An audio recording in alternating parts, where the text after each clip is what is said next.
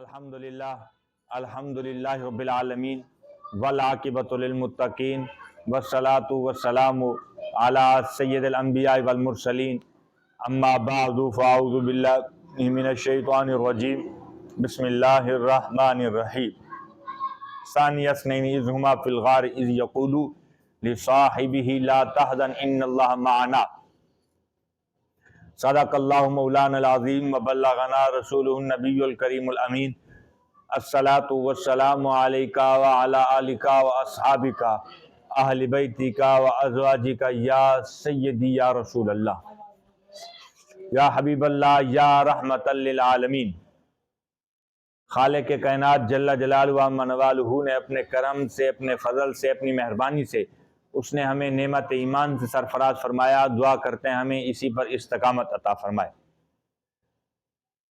حضور انور صلی اللہ علیہ وآلہ وسلم کے غلام خلیفہ اول حضرت سیدنا صدیق اکبر رضی اللہ تعالی عنہ نے اسلام پر کتنا مال خرچ کیا، بہت سا مال خرچ کیا۔ جب آپ نے اسلام قبول کیا تو مکہ معظمہ میں حضرت سیدنا صدیق اکبر رضی اللہ تعالی عنہ کی 6 ریشم کی دکانیں تھیں۔ ریشم کے کپڑے کا کاروبار کیا کرتے تھے اور 6 ریشم کے کپڑوں کی دکانیں تھیں مکہ معظمہ میں۔ حضرت سیدنا صدیق اکبر رضی اللہ تعالیٰ عنہ نے ایک دکان کو فروخت فرمایا۔ فروخت فرمانے کے بعد اسلام کی سربلندی، آبیاری اور اسلام میں اضافے کے لیے کہ اس کو مضبوط کرنے کے لیے اسلام کے نام پر حضرت سیدنا صدیق اکبر نے اس دکان کا سارا مال اسلام کے نام پر خرچ کر دیا۔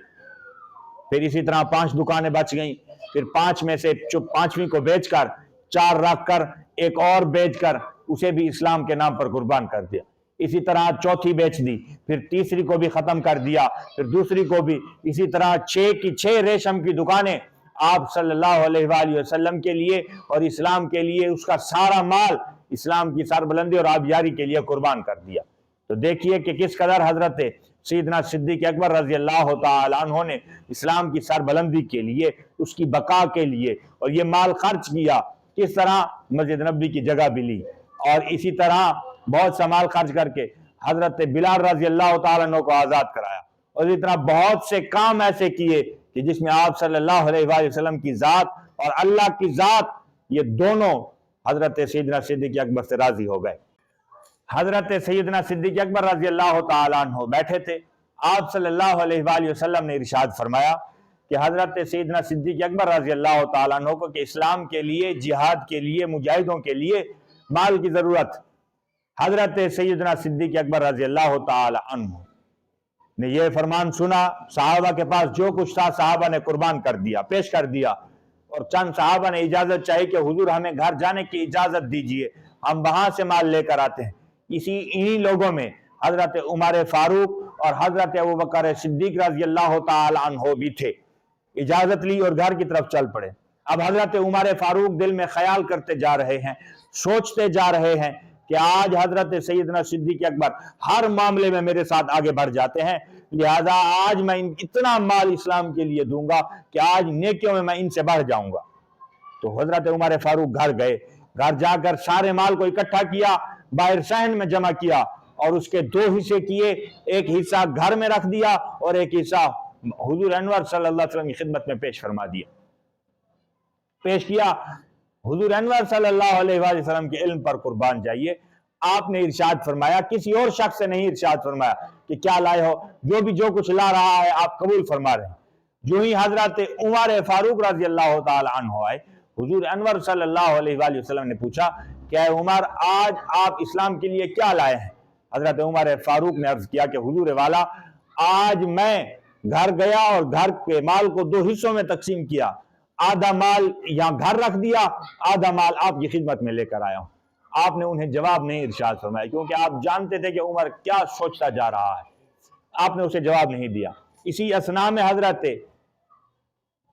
ابوبکر صدیق رضی اللہ تعالیٰ عنہ حاضر خدمت ہوں اور مال کو رکھا۔